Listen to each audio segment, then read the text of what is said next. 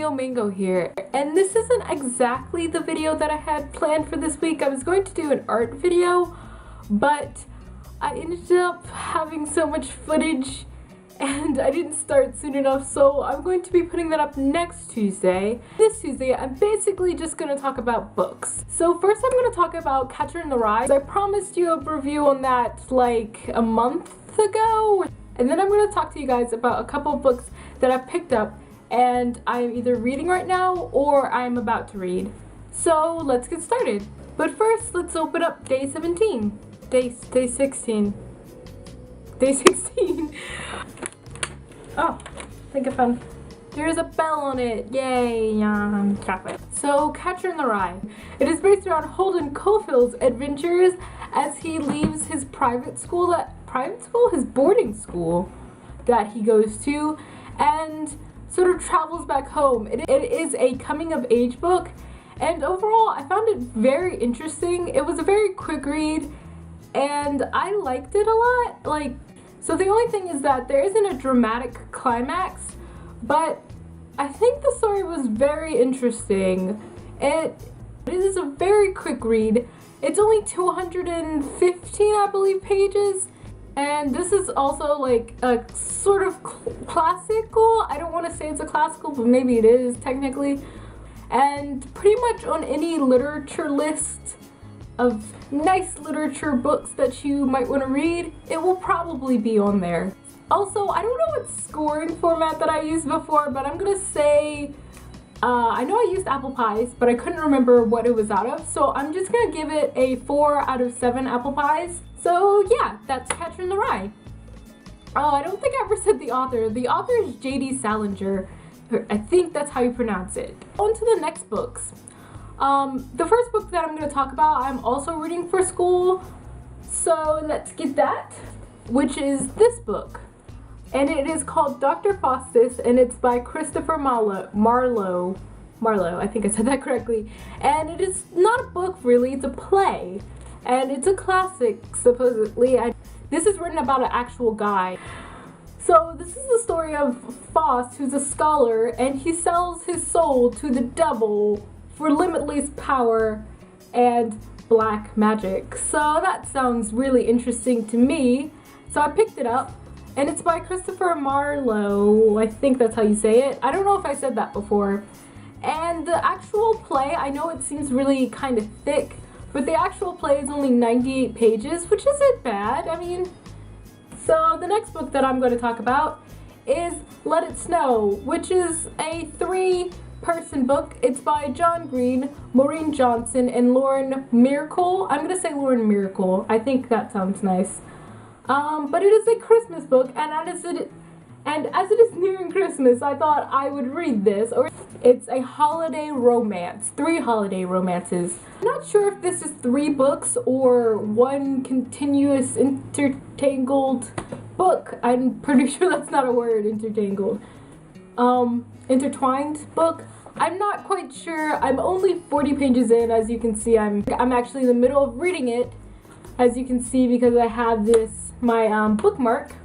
About 350 pages, or exactly 350 pages, I'm not quite sure. But a book review of this book will be coming up after the new year. It's gonna come up some point in the future. I'm also excited because I already have another idea in the works. So yeah, next thing that I want to talk about is this manga that I picked up, and it is called The Mad Hatter's Night Tea Party, and it is Alice in the Country of Hearts. Okay. The name of it is Alice in the Country of Hearts, The Matter's Late Night Tea Party. I don't know if I said matters. I think I said matters. The Mad Hatter's Midnight Tea Party. That was really hard to say. I haven't got any manga in a long time, and I just thought, might as well get one. And I love Alice in Wonderland, so yeah, if you like Alice in Wonderland, probably maybe check this out. I haven't read this, so I don't know how appropriate it is. But yeah, also there are like 4 or 5 spin-offs of this, like one with the Cheshire Cat.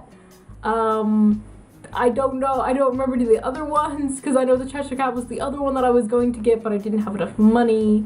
Like, so on to the next book. Me being a silly person, read it and then gave it to my friend, and she's not going to be done until tomorrow. So I will be adding an annotation here, which will just, it's just going to show you the, like, the cover of the book and just a couple pages to show you, like, what it looks like. But what I wanted to talk about was the fact that they made a manga, or manga, I say that differently sometimes, so they made a manga out of this book, which is the Clockwork Angels series. I don't know how well you can see that, but it is the book, the prequel to the Mortal Instruments series, and it is by Cassandra Clare. What I like about the manga is that it is a very concise way of doing this book with pictures, and if you read this 2 years ago like I did and have not read the other one, so you're just like in a sort of state of limbo, and I can't quite remember what happened in this one. I can't remember bits and pieces. So this book is quite long. It is about 480 pages, and I know because I just checked, I don't know that off the top of my head, but it's like a quick little refresher if you want to start onto the second book, as well as the second one just came out, so there are 2 in the manga series. The last thing that I want to talk about is this. I am super duper duper excited about this. I went into BAM, which is my local bookstore, and I was like, I don't need Insurgent. Let me take a look at it though. I realized it was a collector's edition, which if you can't see that, I don't even know if you can see that, but it's a collector's edition. So in the collector's version, there is a scene retold by 4. There are tattoos, the faction tattoos. I thought it said fraction at first, so I was like, division? What? Math? No. A poster, and it says much more. I don't know what that means, but I'm excited. I had to get this. It cost $20, which is not really that much of a difference compared to the other one that costs $18. So I'm like, why not get this? And I had to get it then because I was like, I don't know how long this is going to be there or if it's always going to be made. So I was just like, I need. So I'm going to be reading this one and reviewing it soon as well in the coming year. One thing that I noticed that I was really excited about is that it says, be strong, Viroth. When I saw that, I was super excited, and I know I'm only in the second one and the third one came out, and I'm just like, I need to read that one as well. That's the end of all the things that I will be reading and have read and I'll see you guys next Tuesday with the art Christmas video for you guys. It's really not art about Christmas, it's just during the Christmas Eve. It'll be like a Christmas present from me to you. And you can find me on my social media. All my links will be in the description. I have a Twitter, a Tumblr, and an Instagram. It's like this, and as well as this week, Project for Awesome begins. So all those videos are going to be up. So if you see any that's a P4A or Project for Awesome, check them out. So if you can donate, please do. Yeah, I'll see you guys next Tuesday with my art video. I feel like I was yelling this whole video. Dear Jesus. Subscribe to be notified when I make new videos, as I do that every Tuesday. Thanks for watching! It's about Faust, who sells his soul to the devil in exchange for limitless knowledge and powerful black penises.